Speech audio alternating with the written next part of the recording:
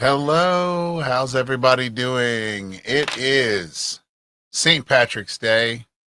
Um, it is the Neuro Affirming Conversation Hour for Outreach and Support.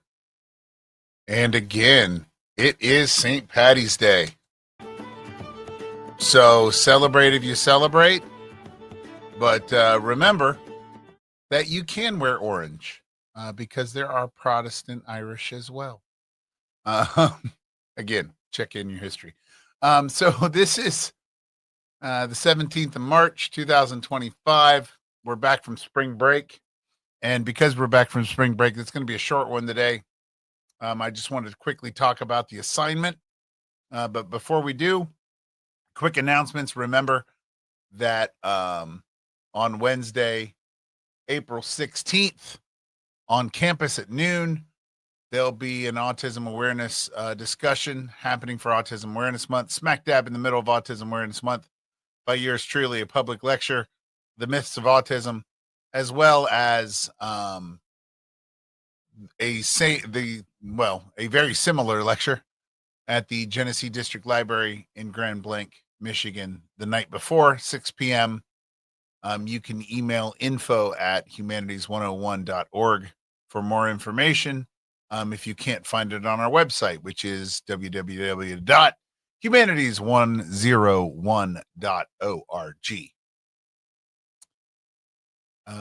So today, the 17th of March, a quote for the day. Because today we're going to be talking about the 20th century and the assignment that has you exploring the greatest invention of the 20th century, I thought a quote from the middle of the 20th century would be good. And the quote is, if you find yourself going through hell, or when going through hell, there have been many different ways it's been quoted, but if you find yourself going through hell, keep going. And that's a Winston Churchill quote. And I think it's very apropos because I know there are a lot of people who are having mental, social, personal, professional crises. I have friends who are losing jobs, former students who are not going to graduate school now, things like this. And I want to let them know that our job is to survive in 25. So keep it going. Fight them on the land, fight them on the beaches. All right. Never, never, never surrender. So today we talk a lot about self-care, and one of the things I'm going to do today is take care of myself and have a short nachos because I've been traveling all week, and I'll be updating you on all of the wonderful stuff that happened this weekend at PolyCon down at Florida Polytechnic University, and with the members of Starfleet down there that I worked with doing some autism outreach. It was good stuff. So I'll be updating you and providing some video of my fun time there and the trip down. So I wanted to talk today about the second assignment, which is due at the end of the month. And for participation today, I want you to let me know, have you started it or not? So yes, I started it. No, I have not started it. Maybe I have started it. I don't have a plan. Let me know where you are. So where are you in the process? Haven't even thought about it. I'm in the process. I've completed it. I see 4 of you have already completed it. But this assignment is deceptively simple, but it is not simple. It asks you to define the question before you answer the question. So for this assignment, you're tasked with exploring and analyzing what you believe is the greatest invention of the 20th century, but you have to define the term greatest and define the term invention. So greatest, define your term, step 1. By explaining how you define greatest. For example, do you define it as an invention with the most global impact, the most widespread benefit, the most transformative influence on society? I want you to clearly articulate this definition and how it shapes your selection process. So you're going to tell me how you define greatest first. Then you're going to tell me how you define invention. Is this a physical object, or is it an idea, a movement, people, artistic style? I'll give you an example here very soon.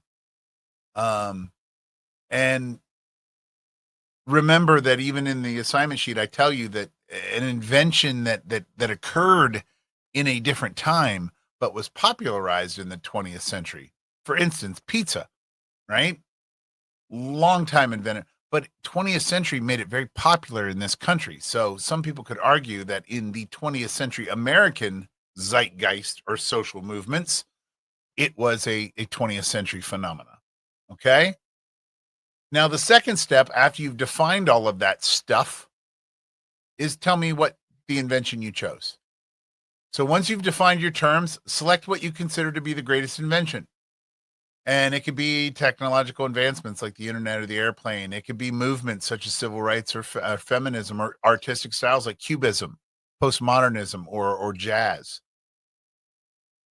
Then I want you to write your essay or your video, because I believe, oh no, it's a written assignment. So it's only essays. Sorry. This one is only essays. Is it assignment 3 that you're allowed to choose? Yes. Assignment 3, you're allowed to choose. This one is just an essay. So for this essay, I didn't even know. I had to look it up.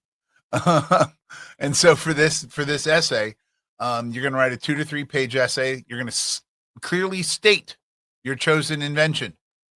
You're going to provide a thorough explanation of how it aligns with your definitions of greatest and invention.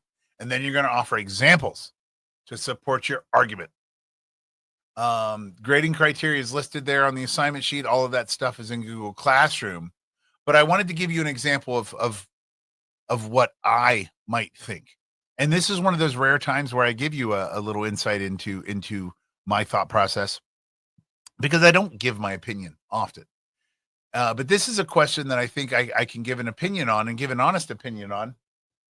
And even one that dabbles in things that people are like, oh, you can't talk about, but absolutely, because I think when you look at the 20th century, it's one of those awesome things of the 20th century that I think we're slipping away from. And prior to the 20th century, you didn't see it. And I think it is the greatest invention. So to follow my own guidelines, how do I define greatest? Well, I really do look at transformative influence on society, but also with widespread benefit. So I'm thinking about long-term. I don't think about the short-term benefit, even for, because again, I'm a historian, I'm a humanities professor. I think in like large swaths of time. So even in my own family, when I think about myself and my child, I'm 2 or 3 generations out even from my child, thinking about the impacts of what I might do. And it's not that I make all the decisions that way. I'm just saying that's how my brain thinks. And so when I think about widespread benefit, I'm thinking about, does it ripple out? Like when you toss a pebble in the middle of still water, does that ripple, right? Does that ripple continue? So I really see greatest as something that has the most benefit for the most people, but ultimately transform society into a positive way. And when I say transform society in a positive way, I mean human society, and means takes us out of this weird, we're just animals thing, because we're more than just animals. Okay. And so what do I mean by invention? Well, I definitely mean abstract here. I'm in the theory realm and in the thought realm. So for me, invention can be a thought. And I think that the greatest invention of the 20th century was the thought, or the idea, that we need to incentivize or even enforce equity in an economic sense, right? So what I'm talking about, in the 20th century, you had theorists like Keynes, you had politicians like FDR, and you had application, like even with Eisenhower, right? These are different fields, different people, in different political and theoretical realms, but they all believed that the greatest threat to humankind was a disparity between the haves and the have-nots, kind of, right? And that was exemplified by the Gilded Age, the age right before the 20th century, the Victorian era and the Edwardian era.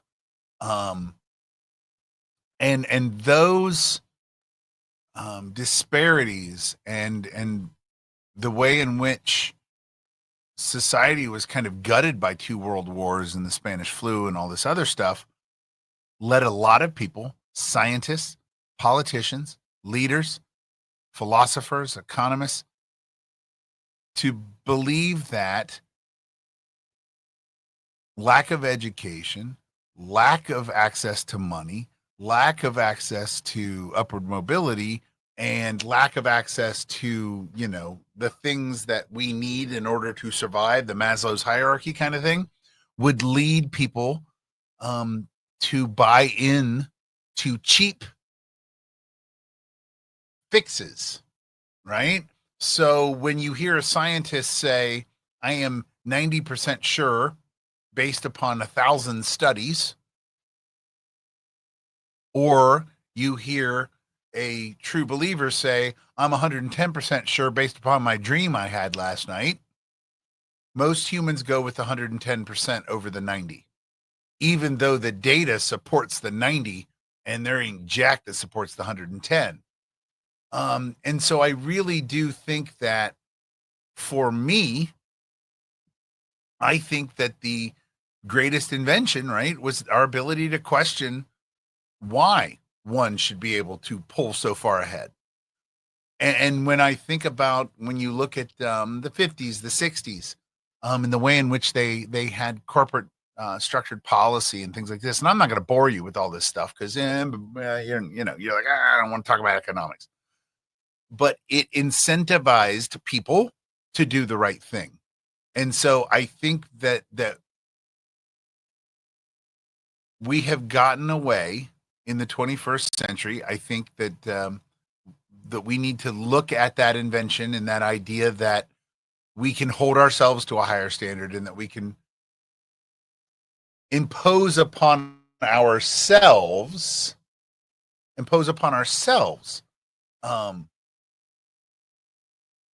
controls and balance. I think that that's a cool thing, because social Darwinism, this idea that we're all just animals and that I'll do whatever I have to take in order to survive, that's what led us to those world wars. That's what led us to all that desolation. So that would be my answer. And I can write a paper for sure about that. I kind of did when I wrote my dissertation, because it really did look at similar issues. I've been very fascinated with mid-century philosophy, and the things that people like Viktor Frankl, Karl Popper, and people like that really brought forward from all their experience and their expertise. So again, in the chat today, for your participation, I want to know where you are on this project. This project is due at the end of this month. That's 2 weeks. And so you've got 2 weeks to write a paper. That's not a big feat. You're college students, you'll be fine. But for everybody else that isn't writing this paper, it's something to think about. We talk about self-care, we talk about self-grace, we talk about joy and all these other things. But with this mid-century philosophy, one of the things that always grabs me is Viktor Frankl. And in Man's Search for Meaning, Logotherapy, Man's Will to Meaning, there are a whole bunch of different books that Frankl wrote. And that's Frankl, Viktor Frankl. He said in all of this that it was that drive to find the beauty in things. like a sunset in a concentration camp that fascinated his scientific mind as well as his human soul to figure this out after he got out. And so I'm very much a believer in we have to find our own meaning, and going forward we have to define for ourselves what greatest means, what great means, even hell, what good means. And then we need to get to inventing. We need to put ourselves out there and forward and do the things. Make the stuff, feed the kids. And I know a lot of us are doing that, and a lot of you do that on a regular basis. But we need to bring more people with us, and get more people doing this. Because after spending this last week traveling from one peninsula to the other, both major ways, so I got to see so many states and so many different people. I have hope that we're going to do more than survive in 25, that we're going to thrive, but we have to do so together. So as you're going forward and as you are going through hell, remember, keep going. And if you need help, look beside you, because I'm going through it with you. And I'll keep going. If I'll have the courage to keep going if I think you have the courage to keep going. And maybe we're both faking it, but if we get on the other side, I don't care how we got there. So have a good day. Have a great day. Kick Monday's ass. All right. I will talk to you all later, and wish you all a beautiful Monday.